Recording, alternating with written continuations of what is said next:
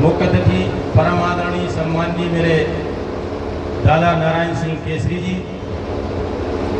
एवं मंच पर आसीन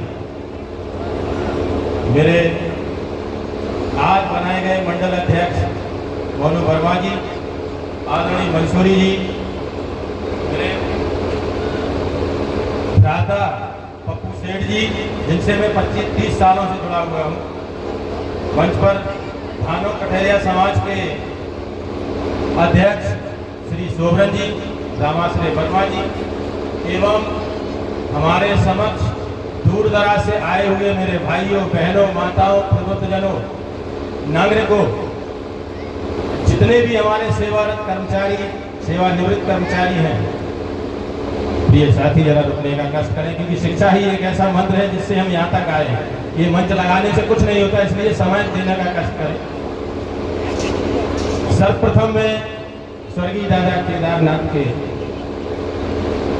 आत्मा को नमन करते हुए ईश्वर से प्रार्थना करता हूँ कि वो अपने चरणों में दिवंगत आत्मा को स्थान दें एवं इस परिवार को इस दुखी घड़ी को सहन करने के लिए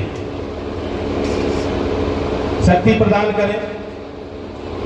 प्रिय साथियों, बहुत सारे वक्ता बोल गया, कोई अखंडता बोल गया है, लेकिन मैं चाहता हूँ थे, इसके बाद एक समाज रत्न समाज सेवी थे और दादा के साथ मैंने कम से कम 40 वर्ष सामाजिक कुरीतियों के लिए काम किया है।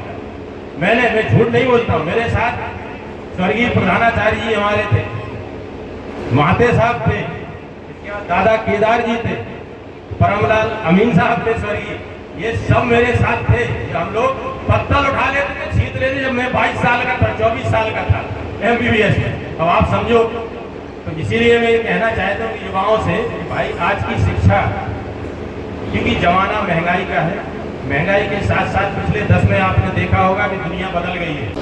फ्रेटर्निटी एक वर्ड है, संविधान में लिखा हुआ है, फ्रेटर्निटी मीन्स भाईचारा। हमारी समाज में भाईचारा नहीं है। दूसरी चीज सोशल जस्टिस, हमारी समाज में एक सामाजिक चेतना के साथ साथ न्याय की व्यवस्था नहीं है। किसी से गाय मर जाए, किसी से भैंस मर जाए, किसी से कुछ हो जाए, किसी से हो गया तो हम लोग वो कर लेते हैं। तीसरा शब्द है इक्वलिटी।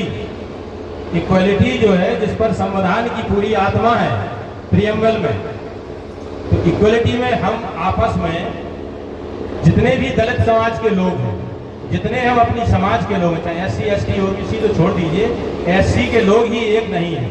इक्वलिटी का मतलब होता है समानता, और समानता का मतलब होता है कि आर्थिक, शैक्षणिक, सामाजिक, राजनीतिक सभी में हम लोगों की। इस कदम से जो आप शिक्षा ग्रहण करोगे तो आप उस शिक्षा के माध्यम से हर मुकाम को पा सकते हैं, चाहे वो राजनीतिक मुकाम हो, चाहे वो शैक्षणिक मुकाम हो, चाहे आपका आत्मसम्मान हो, चाहे आपका स्वाभिमान हो, चाहे आपकी समाज की एकता हो, और आप हर चीज प्राप्त कर सकते हो। लेकिन आज के युग में हमारा युवा, हमारे बहन बेटियां, माताएं, भाई सब भटक गए हैं।